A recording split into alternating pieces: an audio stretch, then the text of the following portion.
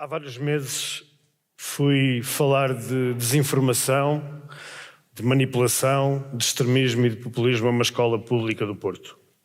Falei com dezenas de alunos do ensino secundário e saiu-me ao caminho uma professora de português que me disse perante as pessoas que estavam presentes, duas ou três coisas. Que os imigrantes vinham para Portugal roubar os nossos empregos, que estávamos a ser invadidos por pessoas que nos querem fazer mal, entre outras coisas. E disse também, no dia seguinte, quando falou aos seus alunos da sessão do dia anterior, disse que aquilo que eu era e aquilo que eu dizia, um perigo para a sociedade. O que é que eu fiz nestes quase 6 anos? Fui ao encontro dos eleitores da extrema-direita. Não eleitores de extrema-direita. Eleitores da extrema-direita. Quando toda a gente olhava para o elefante no hemiciclo, eu fui à procura do fenómeno. O que eu queria perceber era a massa humana que tinha em determinado momento, e ela é muito variada, que tinha em determinado momento escolhido ir por ali, depositar o seu voto ali. Essa massa humana contraditória, muita dela, que escolheu votar e, em certos casos, adorar um partido e um líder como se fosse um culto.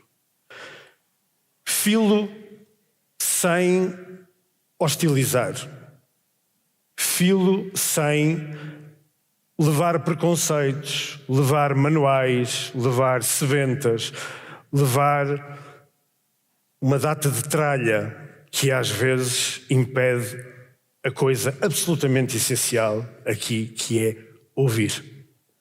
Fui ouvir. Muitos receberam-me estendendo a mão e dizendo: então o diabo veio conhecer o ET?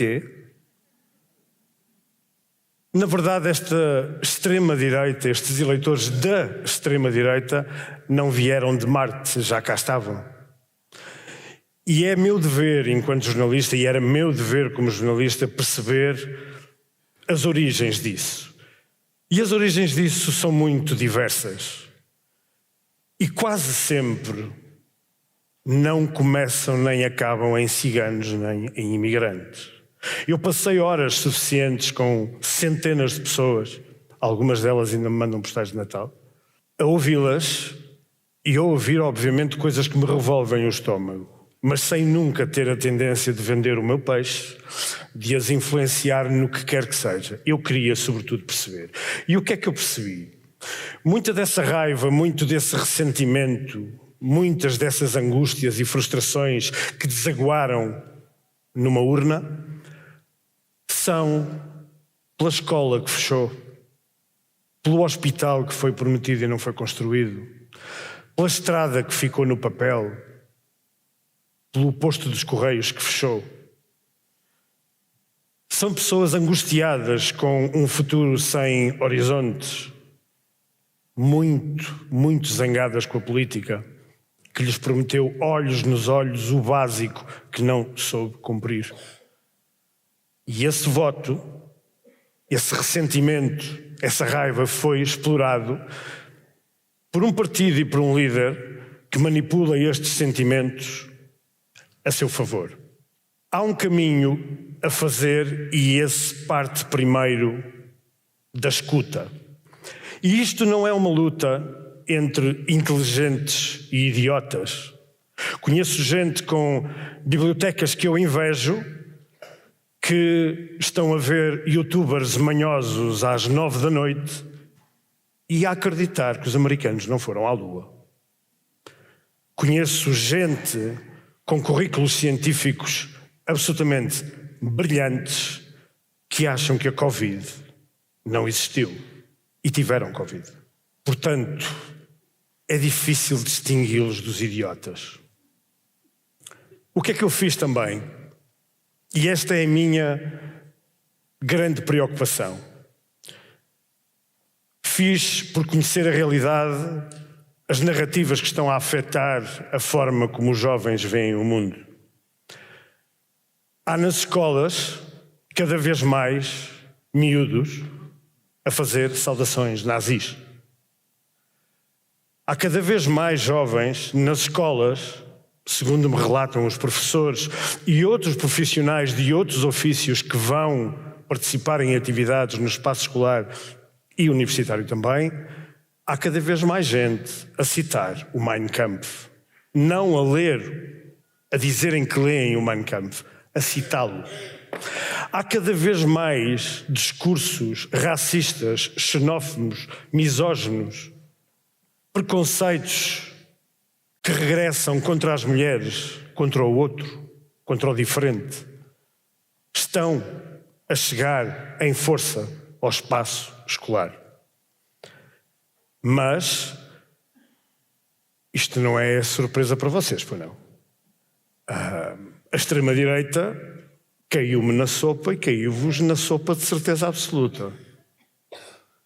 Aquele tio de jantar de Natal, aquele primo que estragou a festa de aniversário, aquele amigo que diz, bem, enfim, o tipo diz umas coisas exageradas, mas ele tem razão em algumas coisas, ele diz o que o povo quer ouvir. E é este mas. Este mas é a areia na engrenagem. E depois vem o método do salame. Muitas fatias de falsificação que se tornam, por insistência, verosímeis. O que é que podemos fazer? O que é que se pode fazer?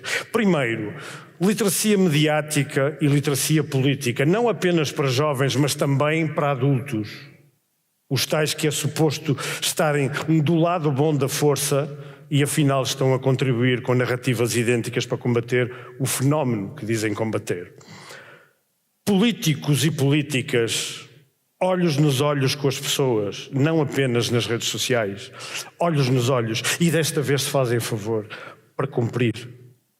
Porque as pessoas querem que se cumpram coisas que estão há muito identificadas na sociedade portuguesa.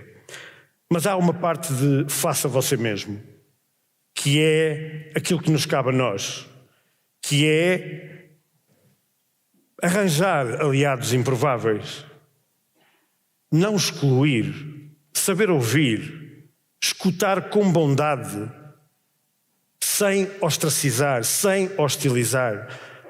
E temos que juntar esses aliados improváveis de uma vez por todas.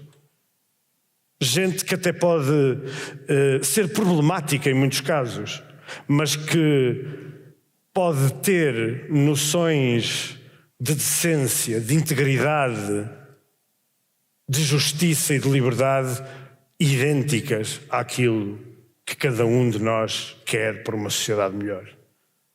Temos que buscar os improváveis. A barricada cívica, de uma vez por todas, tem que ser muito larga, mesmo muito larga.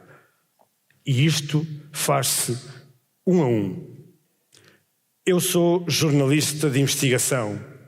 Isto é o que eu sou. Isto é o que eu faço. Não é coragem. É uma missão cívica. Eu não escrevo. O que eu fiz deu um livro que não é contra, é sobre. E é um alerta. Volto à professora que falei no início.